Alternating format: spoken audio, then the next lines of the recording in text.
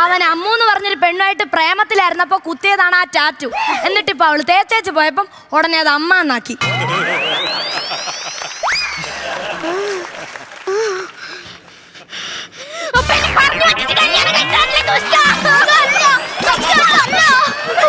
സത്യമായിട്ടാണ് മോളൂസേ.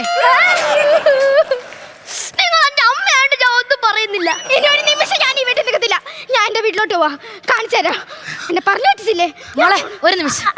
എന്താ അമ്മേ? മോളെ ദൈവ രക്ഷിക്കും. നന്നായിട്ട് വരട്ടെ. മോള് പൊക്കോ. പോയി രക്ഷപ്പെടറാ മക്കളെ. അമ്മേ ഞാൻ പോണേ. മോളെ പോവല്ലേ മോളൂസേ. കള്ളം പറഞ്ഞു എന്നുള്ളതൊക്കെ നേരം. പക്ഷെ നിന്നെ അല്ലാതെ വേറെ ആരെയും ഞാൻ ആത്മാർത്ഥമായിട്ട് സ്നേഹിച്ചിട്ടില്ല. എല്ലാ പെണ്ണുങ്ങളോടും പറയുന്നതാണ്. കണ്ടോ? സ്വയം കണ്ടോ? ഇപ്പൊ എത്ര വയസ്സായടാ?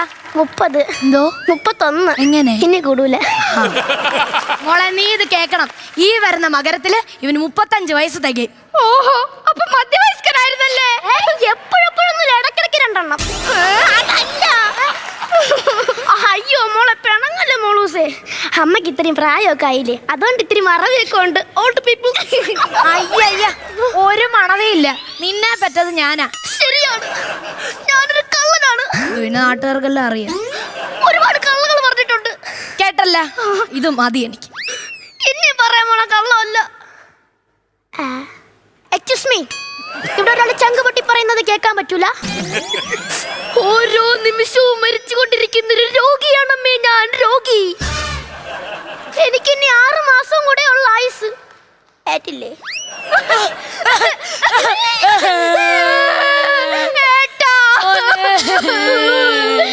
മരിക്കുന്നതിന് മുമ്പ് എനിക്കൊരു അന്ത്യാഭിലാഷം കൂടെ ഉണ്ട്. എന്താ മക്കളെ?